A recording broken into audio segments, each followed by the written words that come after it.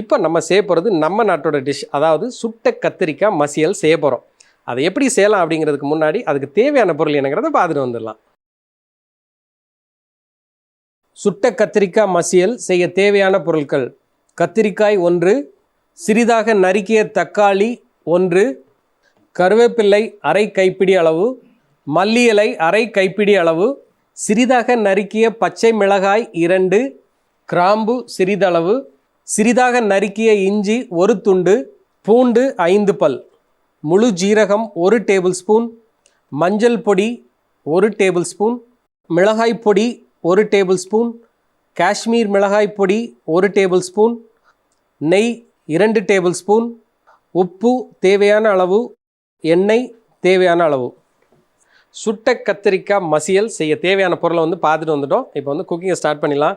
அதாவது அது பேர்லேயே உங்களுக்கு தெரியும், சுட்ட கத்திரிக்காய். நம்ம எப்படி சுட போகிறோன்னா, நார்மலாக இது முன்னோர்கள்லாம் என்ன செஞ்சாங்கன்னா, நல்லா கங்கு இருக்கு இல்லையா, அந்த கறிக்கட்டை, அதில் இந்த கத்திரிக்காயை சுட்டு செய்வாங்க. ஆனால் இப்போ நம்ம ஊரில் மேக்ஸிமம் எந்த இடத்துலையும் கறிக்கட்டை யூஸ் பண்ணுறதில்ல. கறிக்கட்டை இருந்தால் நீங்கள் யூஸ் பண்ணுங்கள், அது அந்த ஸ்மோக் ஃப்ளேவர் செமையாக இருக்கும். ஆனால் இப்போ நம்ம என்ன செய்ய போகிறோன்னா, இதே ஸ்டவ்வில் வச்சு தான் நம்ம அந்த கத்திரிக்காவை சுட போகிறோம். இப்போது ஃபஸ்ட்டு என்ன செய்யணும்னா, அந்த கத்திரிக்காய் நல்லா மேரினேட் பண்ணிடலாம். சரியா? இந்த மாதிரி பெரிய கத்திரிக்காய் இருந்தால் நல்லாயிருக்கும். இல்லை உங்கள் வீட்டில் சின்ன கத்திரிக்காய் தான் இருக்குன்னா ஒன்றும் பிரச்சனையே கிடையாது. அதை கூட நீங்கள் இதே மெத்தடில் நீங்கள் செஞ்சிங்கன்னா நல்லாயிருக்கும். இப்போ நான் என்ன செய்ய போகிறேன்னா, இந்த கத்திரிக்காவை கொஞ்சம் அங்கங்கே குத்தி விட்டுருங்க. இது மாதிரி எல்லா இடத்துலையும் நல்லா ஓட்டை போட்டுருங்க. ஏன் அப்படின்னா, அப்போ சுடும்போது அந்த ஸ்மோக்கி ஃப்ளேவர் அந்த உள்ளே போய் நல்லா இதாகும். இதே நேரத்தில் இன்னொரு ஓட்டை போட்டுட்டு அதே இதில் என்ன செய்வோம், இந்த பூண்டை இப்படியே நல்லா அமுக்கி வச்சிடலாம்.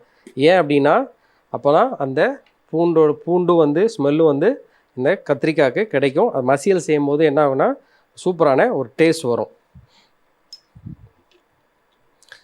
இது மாதிரி என்ன செய்யணும்னா, எல்லா இடத்துலையும் நம்ம ஓட்டை போட்டு அப்படியே இந்த பூண்டை உள்ளே வச்சிடலாம். அதே மாதிரி நம்ம கிராம்பு வச்சுருக்கோம். அந்த கிராம்பையும் என்ன செய்யலான்னா, ஒரு 5 கிராம்பை இதே மாதிரி இதுக்குள்ளே அப்படியே வச்சுருங்க. ஏன்னா ஜஸ்ட் ஃபார் ஒரு மணத்துக்காண்டி தான் நம்ம அந்த கிராம்பை இதில் சேர்த்துறோம்.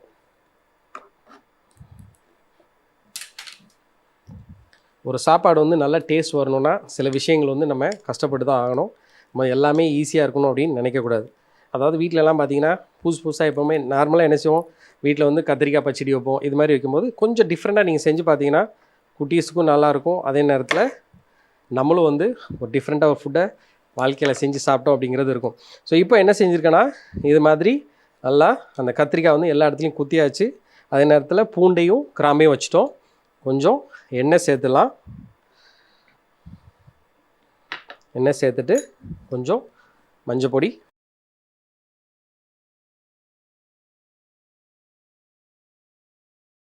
அதை நல்லா அப்படியே மேரினேட் பண்ணிவிட்டு, இப்போது நல்லா மேரினேட் பண்ணியாச்சு. கொஞ்சம் உப்பு நீ சேர்த்துட்டு நம்ம என்ன செய்ய போகிறோன்னா, இதை எடுத்து அப்படியே இந்த ஸ்டவ்வில் சுட்டு எடுத்துடலாம். இப்போது நல்லா இந்த கத்திரிக்காய் நல்லா மேரினேட் பண்ணியாச்சு. இதை என்ன செய்யலாம்னா, அப்படியே எடுத்து அந்த ஸ்டவ்வில் அப்படியே சுட்டு எடுத்துடலாம்.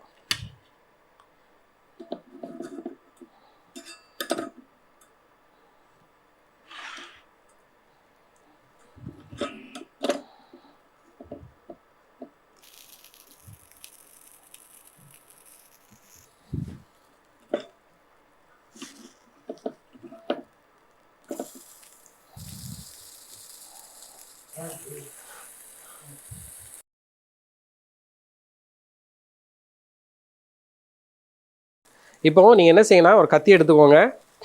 கத்தி எடுத்து நீங்கள் விட்டாலே தெரியும், அந்த கத்தி ரொம்ப சாஃப்டாக உள்ளே போகுது அப்படின்னா ஆல்மோஸ்ட் ரெடி ஆகிடுச்சுன்னு அர்த்தம். நீங்கள் பார்த்தாலே தெரியும், எல்லா சைடு நல்லா குக் ஆகிருச்சு. இதை எடுத்து நம்ம என்ன செய்யணும்னா, அதே பிளேட்டில் வச்சுட்டு மேலே இருக்கிற அந்த தோல் இருக்கு இல்லையா, இதை அப்படியே சுரண்டி எடுத்துடலாம்.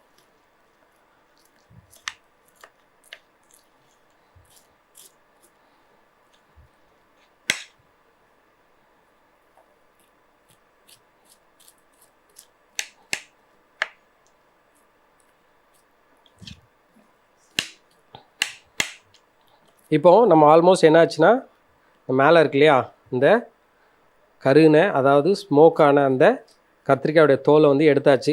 இதில் வந்து வெள்ளைக்காரன் என்ன செய்வான்னு பார்த்தீங்கன்னா இந்த தோலை வந்து எடுத்துகிட்டு அதை கொஞ்சம் எண்ணெய் விட்டு நல்லா பிளெண்ட் பண்ணி கொஞ்சம் அதில் வந்து எலுமிச்சம்பழம் சேர்த்துட்டு இதை என்ன செய்வாங்கன்னா சாலடுக்கு யூஸ் பண்ணுவாங்க. வினிகிரேட் அதாவது ஆஷ் வினிகிரேட் அப்படின்னா இந்த கருனதை வச்சு ஒரு வினிகிரேட் செஞ்சு அதையும் வந்து தூர போட மாட்டாங்க.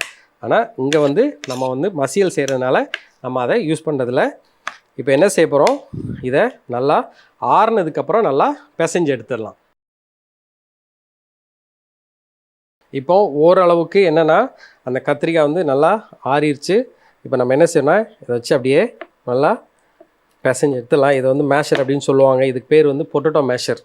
இதை வந்து வச்சு நீங்கள் வந்து கைட்டெலாம் நீங்கள் வந்து இது பண்ணணும்னு தேவையில்லை. நீங்கள் பொட்டேட்டோ மேஷர் வீட்டில் இருந்துச்சுன்னா அது ரொம்ப யூஸ்ஃபுல்லாக இருக்கும். இது வந்து நீங்கள் இதுக்கு மட்டும் இல்லை, நீங்கள் உருளைக்கிழங்கு வீட்டில் வந்து நீங்கள் பூரி உருளைக்கிழங்கு செய்கிறீங்களா அதுக்கு கூட நீங்கள் யூஸ் பண்ணிங்கன்னா ரொம்ப ஈஸியாக இருக்கும். கைட்டு வந்து பிணைய வேண்டாம். இதை வந்து இப்படியே நல்லா பிசைஞ்சு எடுத்துடலாம்.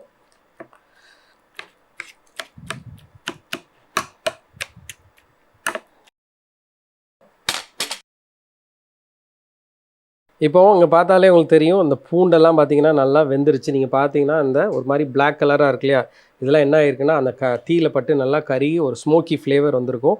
அதனால் இங்கே நிறைய என்னதுன்னா பூண்டையும் சேர்த்து தான் நம்ம வந்து மேஷ் பண்ணி வச்சுருக்கோம். இதை எடுத்து அப்படியே சைடில் வச்சிடலாம்.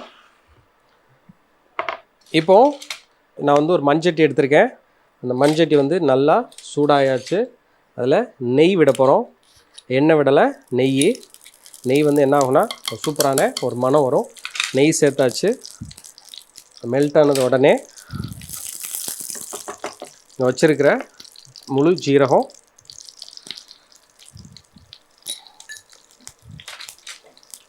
கருவேப்பிலை,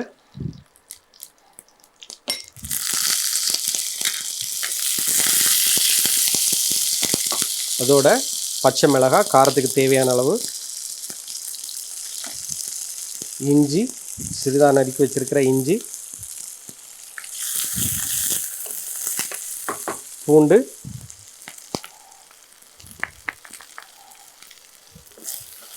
வந்து ஒரு நிமிஷம் நல்லா அப்படியே வதக்கி எடுத்துக்கலாம்.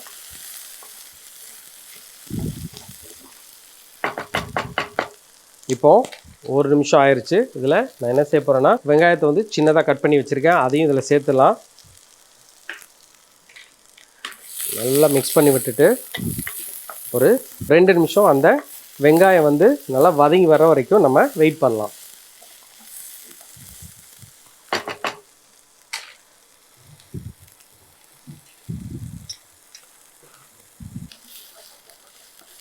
இப்போ 2 நிமிஷம் ஆயாச்சு.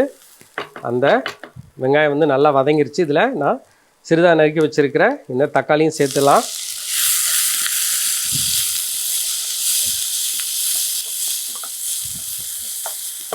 அதே நேரத்தில் கொஞ்சம் உப்பு சேர்த்துலாம்.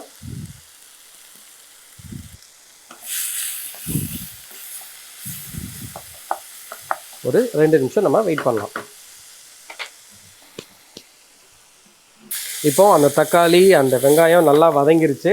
இதில் நான் என்ன செய்ய போகிறேன்னா நம்ம வச்சுருக்கிற இந்த கத்திரிக்காய் மசியலை அப்படியே இதில் சேர்த்துடலாம்.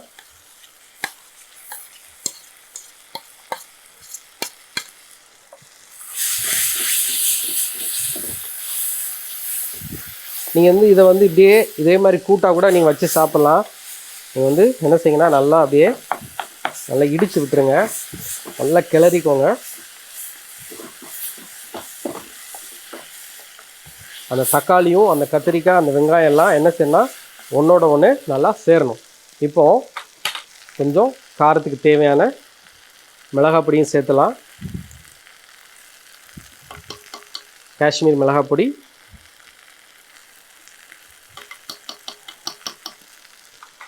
கொஞ்சம் உப்பு,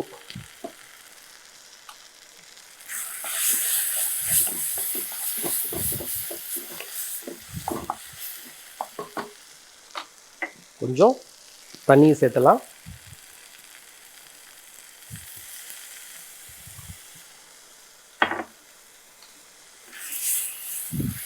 ஒரு 2 நிமிஷம் நம்ம வெயிட் பண்ணோம். ஏன்னா அந்த பச்சை வாடை போகிற வரைக்கும் நம்ம வெயிட் பண்ணலாம்.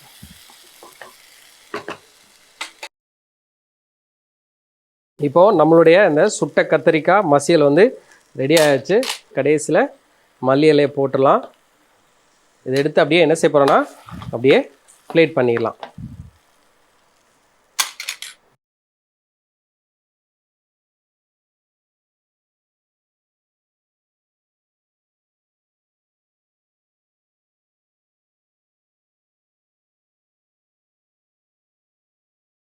சுட்ட கத்திரிக்காய் மசியல் செய்முறை.